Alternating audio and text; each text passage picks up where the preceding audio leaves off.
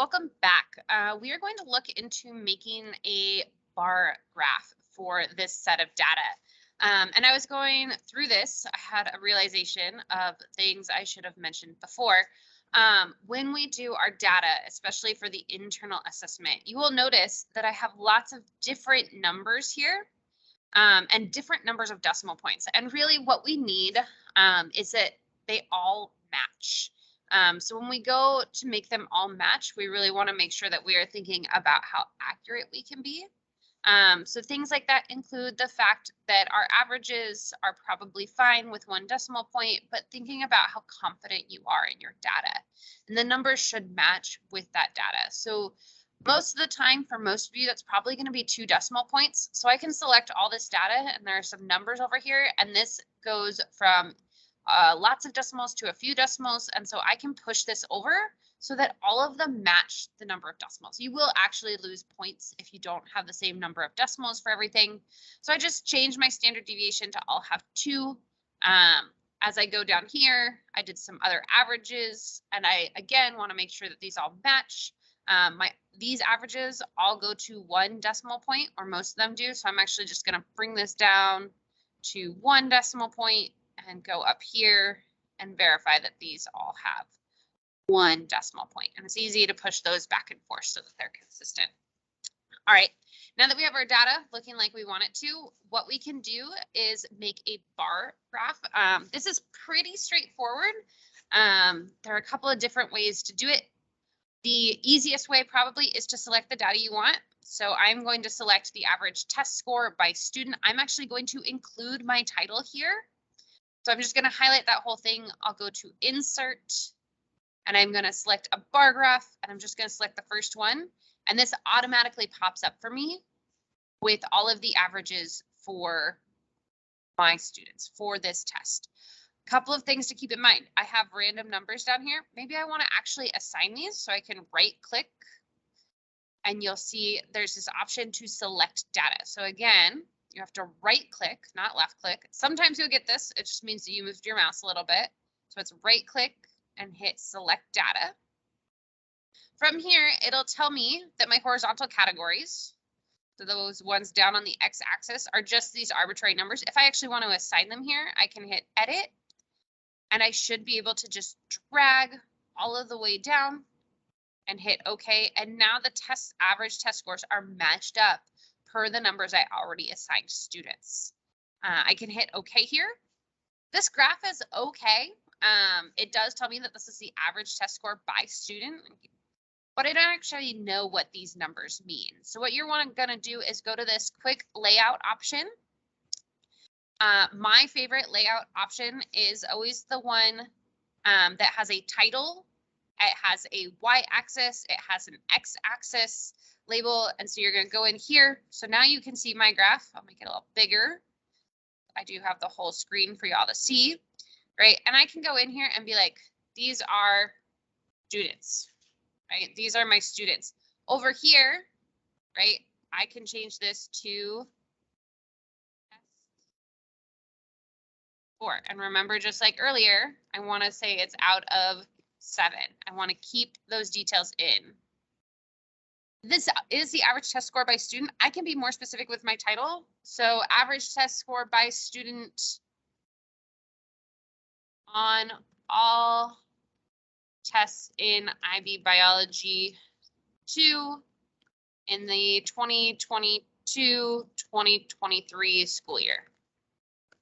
Right, that's a really descriptive title. When people read it, they know exactly what they're looking at. They have all of this information right here, and they can compare different things. Something you are going to want to do, and we did the standard deviation for this, is we are going to be able to go in, and you should be able to go in and add error bars. You're going to want to click the More Options button. So you'll see that if I scroll over these, they kind of change color, and there's a tiny, tiny triangle over to the side, tiny little arrow. So I'm going to click on that and hit More Options.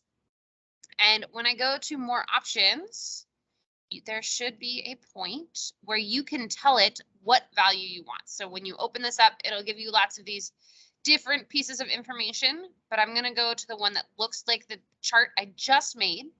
I do want to have both directions. I want a bottom number and a top number.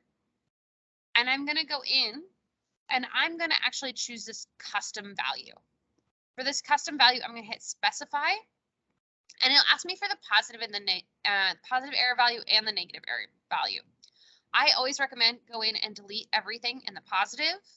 And then our positive error value is going to be our standard deviation. So I just scroll down all of the way and it'll select it and it'll match it appropriately with the right student. So again, the negative value, the amount under, I'm going to do the exact same thing. I'm going to go through, I'm going to select all of these after I deleted and cleared that box and hit OK.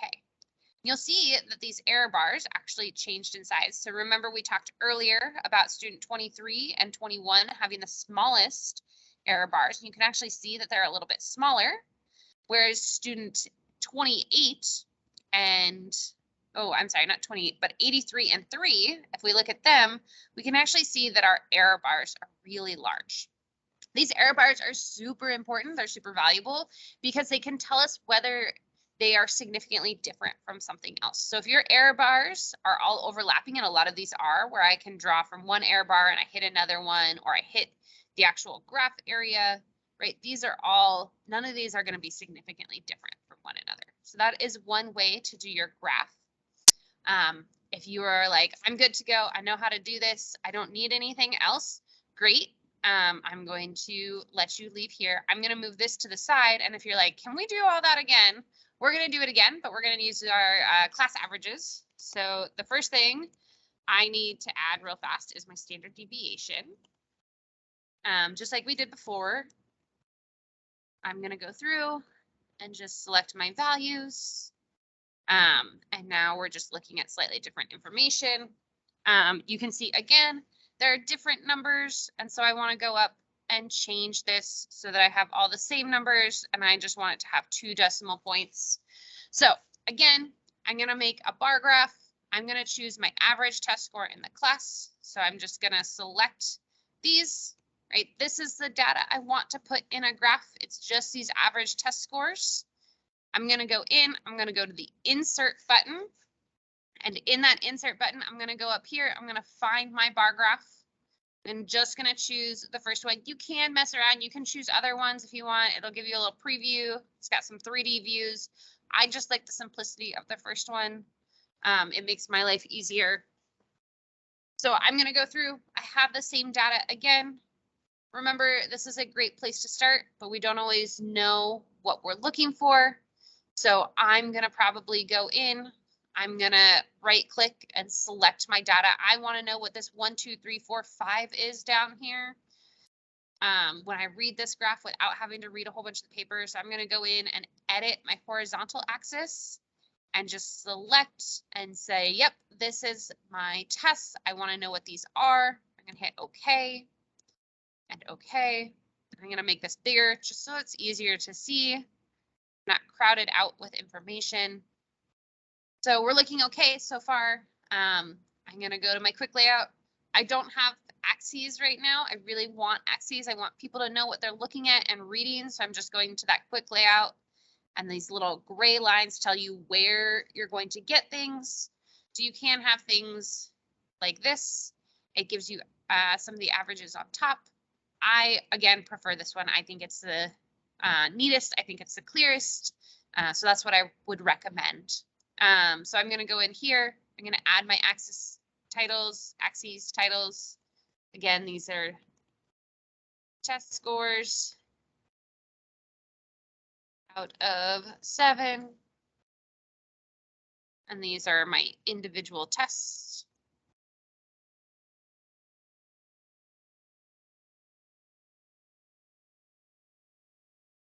Right. And again, average test score in class, totally fine.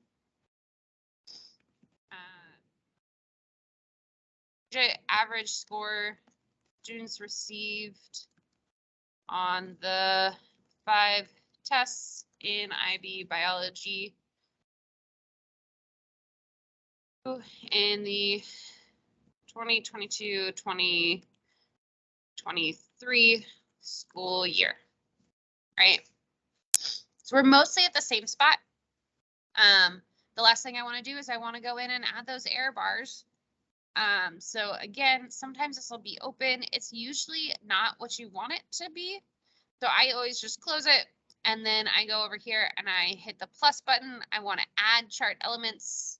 I want to go to my error bars, and I want to select these more options. I want to choose what these error bars are going to look like.